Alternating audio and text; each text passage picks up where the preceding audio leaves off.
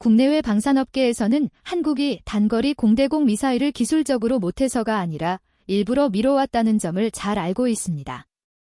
핵심 이유는 동맹 관리와 수출 통제였습니다. 과거 한국 공군의 주력 기체들이 미국 체계에 깊게 묶여있던 시기에는 단거리 공대공 미사일을 자체 개발하는 순간 헬멧 조준 장비와 사격 통제 소프트웨어 전체를 다시 설계해야 했고, 이는 전력 공백으로 직결될 위험이 있었습니다.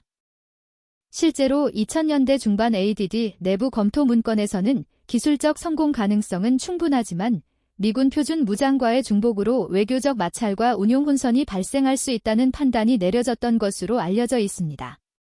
해외에서도 비슷한 시선이 있었습니다.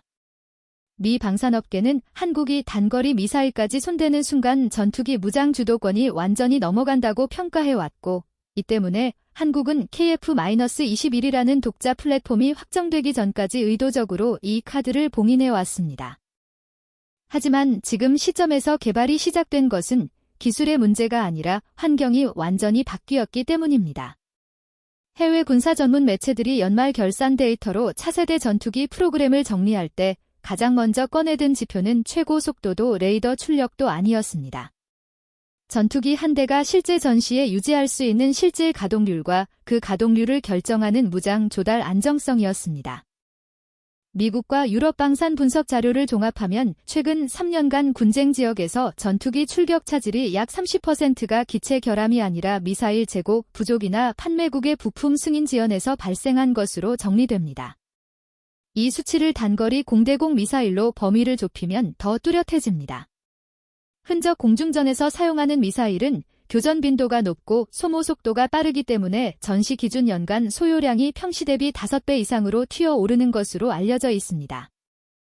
이런 구조 속에서 외신들이 한국을 다시 보기 시작한 계기는 무기 성능 발표가 아니라 개발 착수 시점과 범위였습니다. 디펜스 뉴스와 에비에이션 위크는 최근 분석 기사에서 한국이 추진 중인 KF-21 무장 자립 계획을 언급하며 단거리 공대공, 유도탄까지 체계 종합 단계로 진입했다는 점을 눈에 띄게 표시했습니다. 이들이 주목한 숫자는 최대 사거리나 속도가 아니라 사업 규모와 개발 범위였습니다.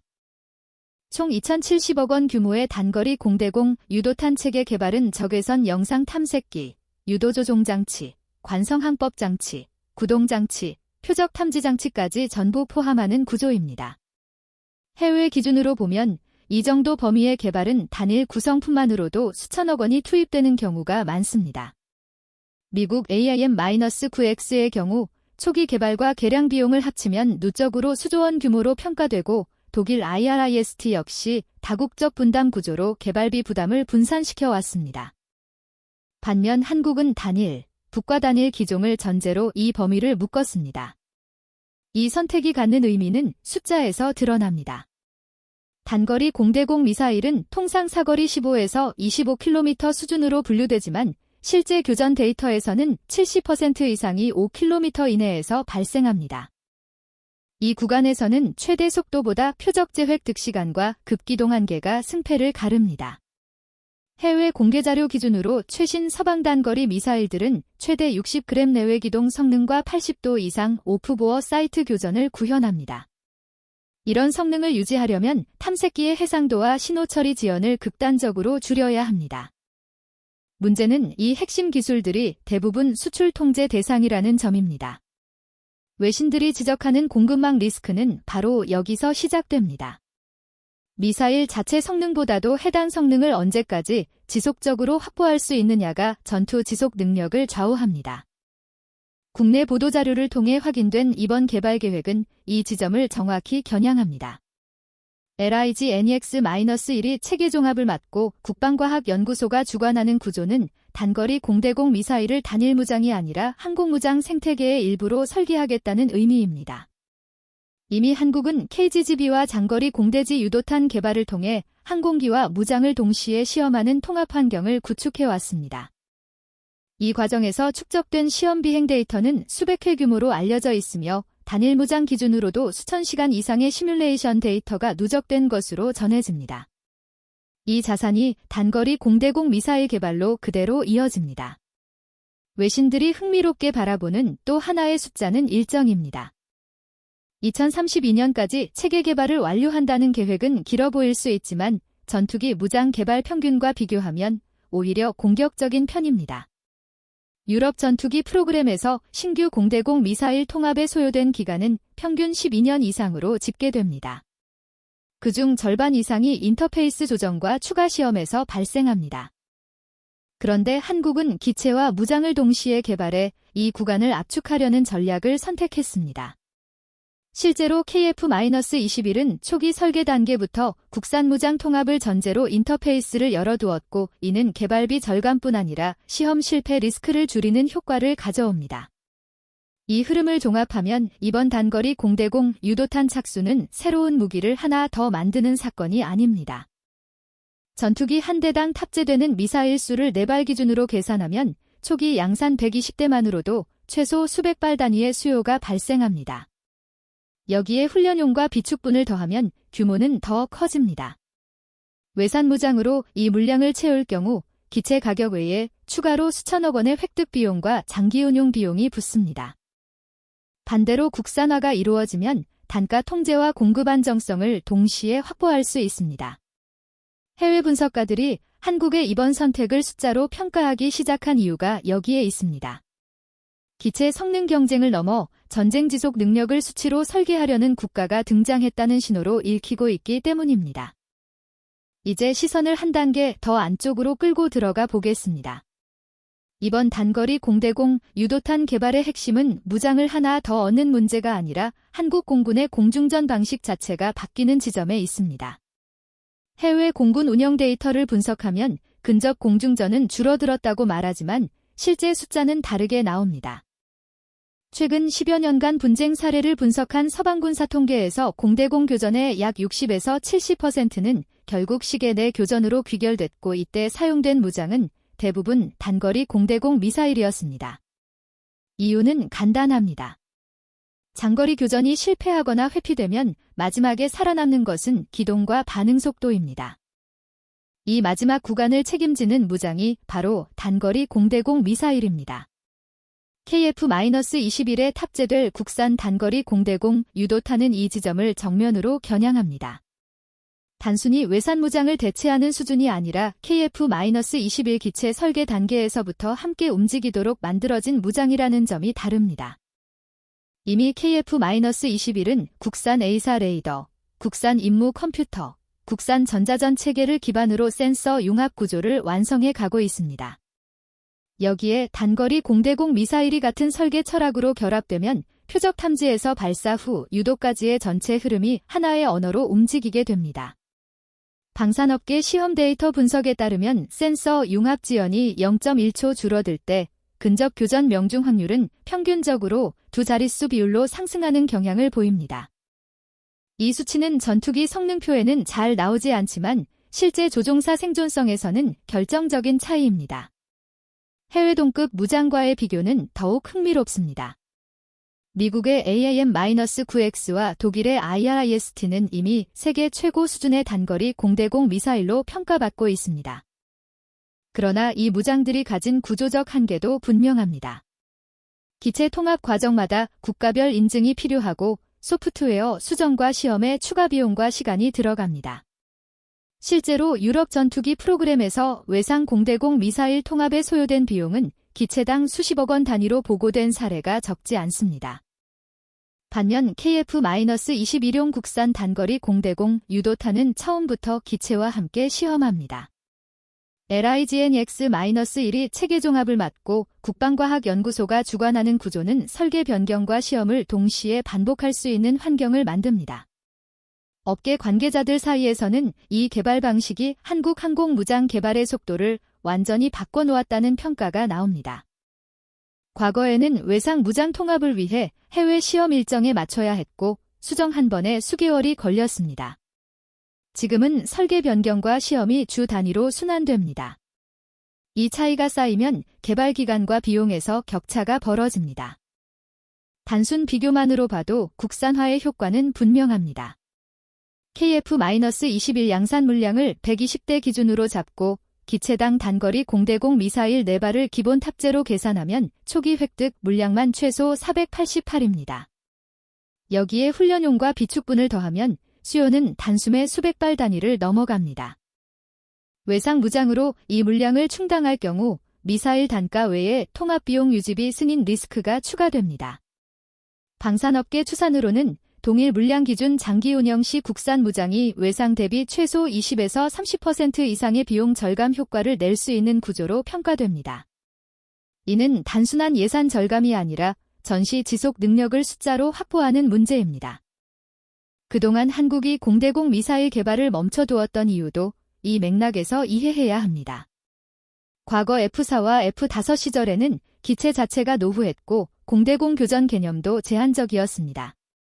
이후 F-16 도입기에는 동맹 표준 무장을 빠르게 확보하는 것이 전력 공백을 메우는 가장 현실적인 선택이었습니다. 그러나 KF-21은 출발점부터 다릅니다. 대량 양산과 수출형까지 고려한 플랫폼에서 무장 의존도는 전략적 약점이 됩니다. 그래서 이번 단거리 공대공 유도탄은 과거를 따라잡는 개발이 아니라 처음부터 세계 상위권을 전제로 한 설계입니다. 여기서 한국인들이 특히 주목해야 할 지점은 이 무장이 KF-21 패키지 전략의 완성도라는 점입니다.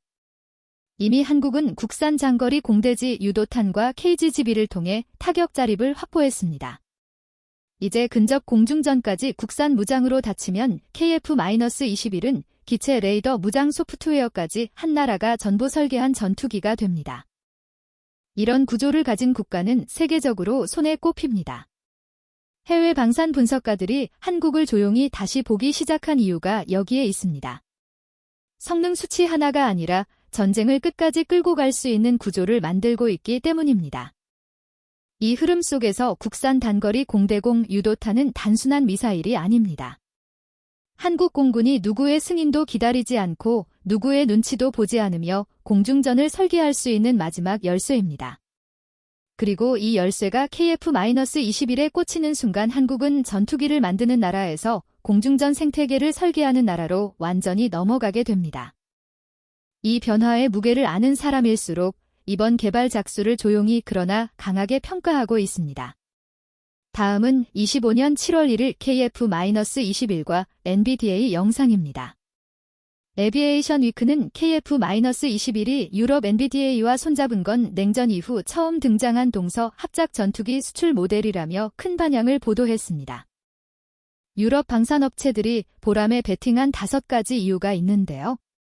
첫째는 대체 시장 타이밍입니다. 2025년부터 2035년까지 F-16AB, FA-18CD, 미라지 2000 초기형을 포함해 약 2800여 대의 4세대 플랫폼이 수명 한계에 도달합니다.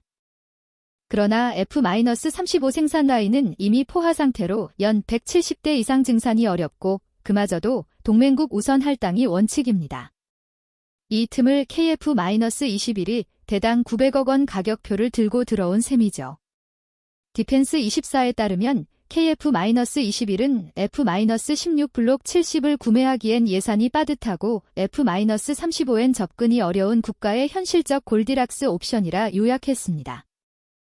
둘째는 가격 대비 성능 균형입니다.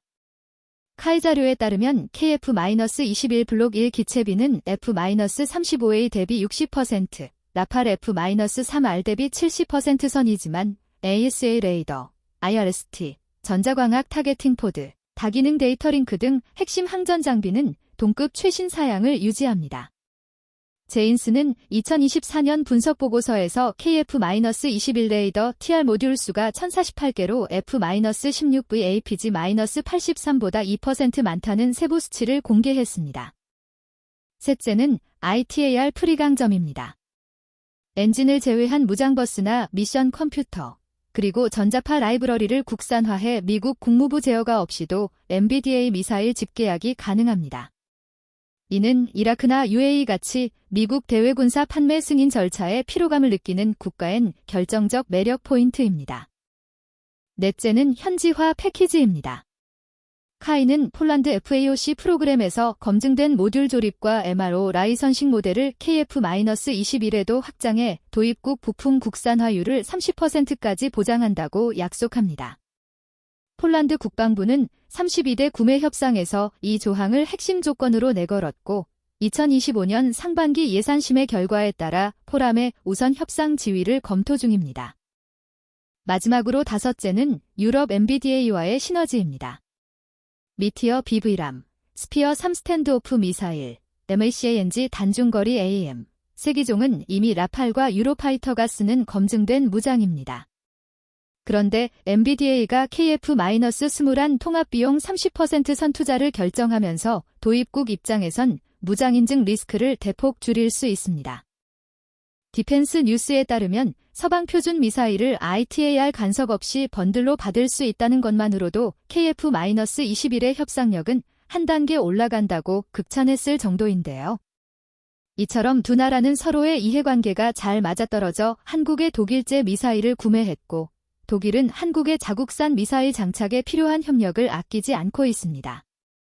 그 대표적인 예가 있습니다. 바로 미티어 미사일입니다. 미티어는 사거리 200km 램제트 추력 유지로 종말 단계에서 마하4의 속도를 그대로 유지합니다. 메인 타깃은 수호이 35나 제20같이 고기동 대형기를 장거리에서 끊어내는 것인데요. 그런데 여기에 숨겨진 비화가 있습니다. 2023년 9월 KF-21 시제기 1호기가 미티어 모이탄을 장착한 채 3000피트 저공 급기동 테스트를 진행했습니다. 첫 비행 20분째, 미사일 임무 컴퓨터 데이터 링크가 0.25초 딜레이를 보이며 경고등이 떴습니다. ADD 소프트웨어 팀은 곧바로 로그를 분석했고 퍼포풀 오버플로를 메시지 컴팩션 알고리즘으로 대체해 48시간 만에 0.05초까지 지연을 줄였습니다.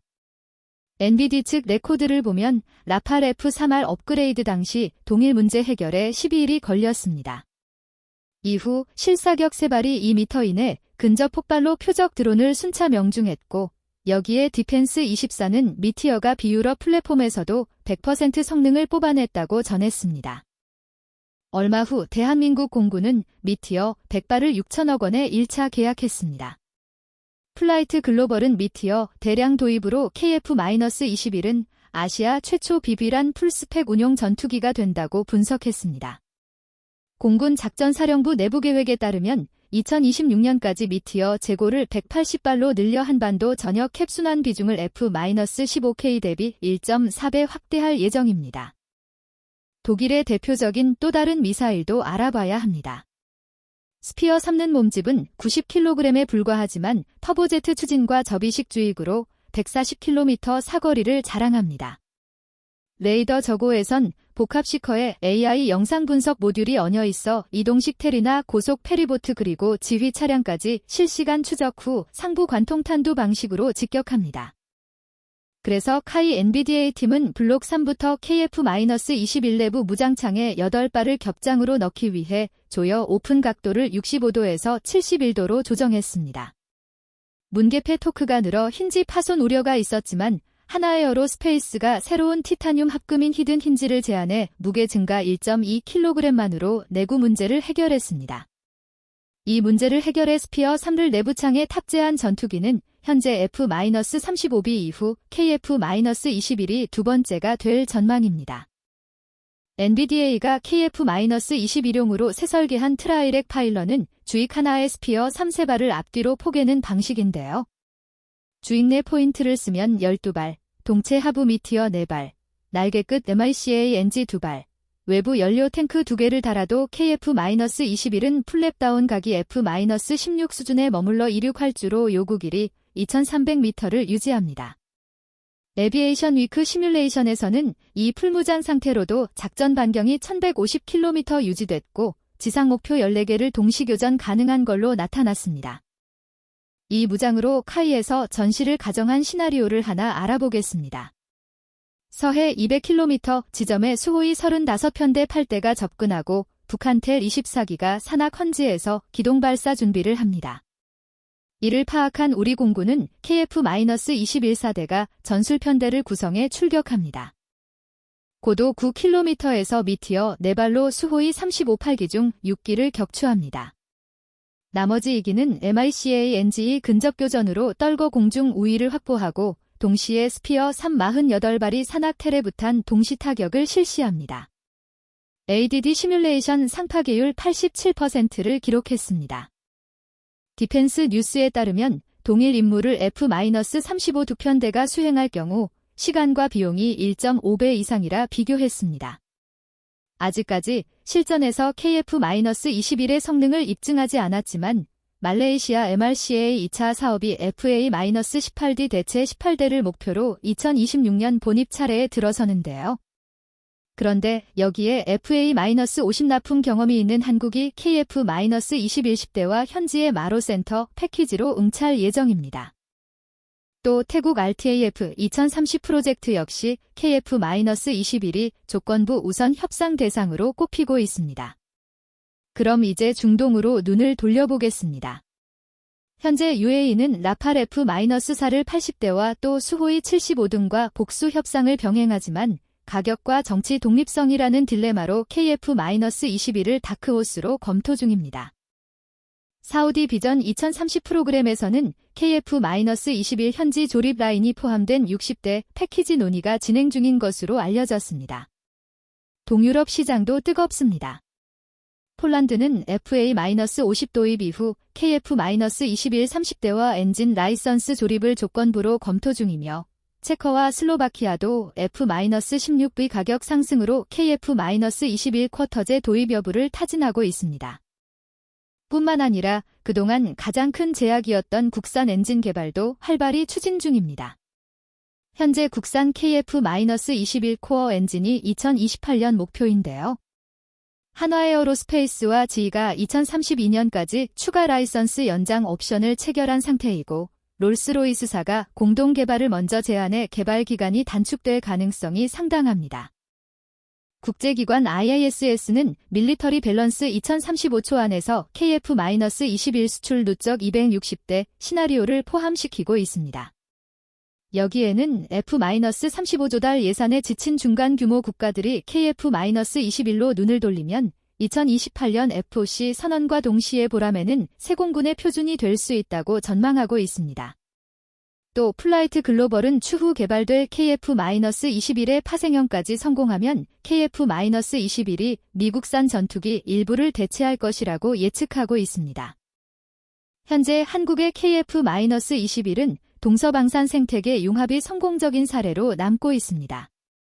때문에 KF-21과 NVDA 패키지는 일시적 협업이 아니라 국제정세까지 반영한 지능형 패키지라는 점에서 2030년대 전투기 시장 판도를 크게 흔들 가능성이 큽니다. 한국-유럽-기술동맹이 실제로 어느 정도 성과를 낼지 앞으로 5년이 승부처가 될 겁니다. 앞으로 보라매의 날갯짓이 어디까지 뻗어나갈지 기대됩니다.